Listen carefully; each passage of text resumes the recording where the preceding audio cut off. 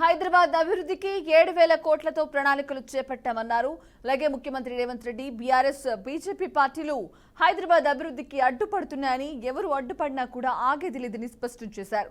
కిషన్ రెడ్డి మూసి నిద్ర చేయడం కాదని, మూసి ప్రక్షాళనకు మోదీ నుంచి నిధులు రాబట్టాలని సవాల్ విసిరారు.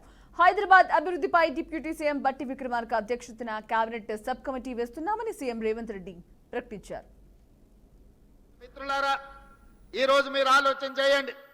గతం గొప్పగా ఉంది, గతంలో చేసిన వాళ్ళు బాగా చేసిరు, కానీ ఇది సరిపోదు. భవిష్యత్ తరాలకు ఇంకా అద్భుతమైన నగరాన్ని అందించాలంటే ఫ్యూచర్ సిటీని నిర్మించాల్సిన పరిస్థితి వచ్చింది. ఒకనాడు ఇన్నర్ రింగ్ రోడ్ వేసినాం, ఆ తర్వాత ఔటర్ రింగ్ రోడ్ వేసినాం. ఇవాళ inner ring road, outer ring road సరిహద్దులు దాటి రీజనల్ రింగ్ రోడ్డు నిర్మించుకోవాల్సిన పరిస్థితి వచ్చింది. అందుకే ఈనాటి ప్రభుత్వం 360 కిలోమీటర్లతో తెలంగాణ మణిహారంగా రీజనల్ రింగ్ రోడ్డును దాదాపుగా 35,000 కోట్ల రూపాయలు వెచ్చించి కేంద్ర ప్రభుత్వం నుంచి సాధించుకొని రీజనల్ రింగ్ రోడ్డు నిర్మించడానికి ఇవాళ మన ప్రభుత్వం ప్రయత్నం చేస్తుంది. ఆ దిశగా కేంద్ర ప్రభుత్వం మీద ఒత్తిడి తీసుకొస్తున్నాం.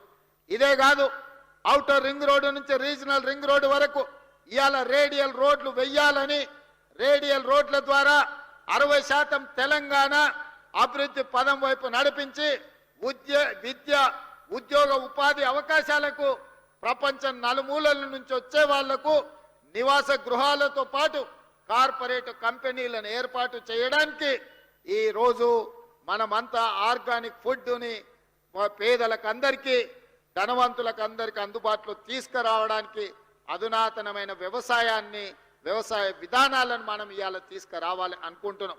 మూసీ డెవలప్మెంట్ను చెయ్యాలని, మూసీ నదిని ప్రక్షాళన చెయ్యాలని, మూసీ నదిని పునరుజ్జింపజేయాలని హైదరాబాదులో కాంక్రీట్ జంగల్గా మారి వర్షాలు వస్తే ఎక్కడికక్కడ రోడ్ల మీద వరదలు వచ్చే పరిస్థితి వచ్చింది. అందుకే ఆ వరదల్ని నియంత్రించడానికి రోడ్ల మధ్యలోనే ఇండ్లలో వాటర్ హార్వెస్టింగ్ పిట్టులు కట్టుకుంటే ఎట్లా కట్టుకుంటామో వర్షపు నీటిని ఒడిసి పట్టుకోవడానికి, ఇవాళ రోడ్ల మీద వచ్చిన నీళ్లను ఒడిసి పట్టుకోవడానికి వాటర్ హార్వెస్టింగ్ వెల్స్ను కడుతున్నాం.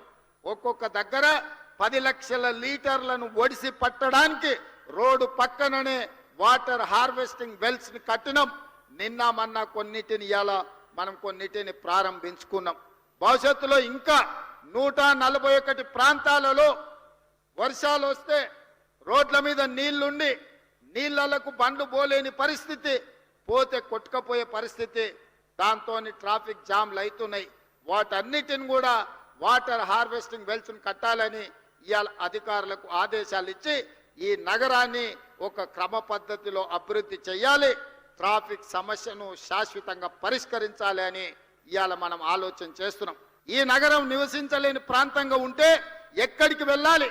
అడవుల్లోకి వెళ్ళి ఆది మానవులుగా మళ్ళీ బతుకుదామా, లేకపోతే ఈ నగరాన్ని అత్యాధునిక నగరంగా తీర్చిదిద్ది ఫ్యూచర్ సిటీ కట్టుకొని ఆర్టిఫిషియల్ ఇంటెలిజెన్స్ తీసుకొచ్చి, ఎలక్ట్రిక్ ఇన్వెస్ట్మెంట్స్ తీసుకొచ్చి, ఫాక్స్కాన్ లాంటి పెద్ద కంపెనీలను తీసుకొచ్చి అక్కడ ఒక స్పోర్ట్స్ యూనివర్సిటీ, అక్కడ కావాల్సిన అన్ని రకాల వసతులు తీసుకొచ్చి అభివృద్ధి చేసుకుందామా లేదా, ఎయిర్పోర్టు నుంచి ఫ్యూచర్ సిటీకి మెట్రో రైలు నిర్మించుకుందామా లేదా, ఒక్కసారి ఆలోచన చేయండి మిత్రులారా. ఇవాళ నేను సూటిగా బీఆర్ఎస్ను బీజేపీని ఇద్దరిని అడగదలుచుకున్నా. 10 ఏళ్ళు ఈయన అధికారంలో ఉన్నాడు, 11వ సంవత్సరం ఆయన అధికారంలో కొనసాగుతుండు. మీరు చేసిన దాని మీద చర్చ చేద్దాం, దానికి మేము సిద్ధం. పోనీ ఎట్లా చేస్తే బాగుంటుందో మీ పాలసీ డాక్యుమెంట్ మాకు ఇవ్వండి. బీఆర్ఎస్ 10 ఏళ్ళ అనుభవం చంద్రశేఖరరావు గారికి ఉంది, మున్సిపల్ శాఖ, ఐటీ శాఖ మంత్రిగా, ఇండస్ట్రియల్ మినిస్టర్గా కేటీఆర్ గారికి ఉంది. తండ్రి కొడుకులు కలిసి ఒక ప్రణాళికను తయారు చేసి పాలసీ డాక్యుమెంట్ తెలంగాణ సమాజానికి చూపించండి.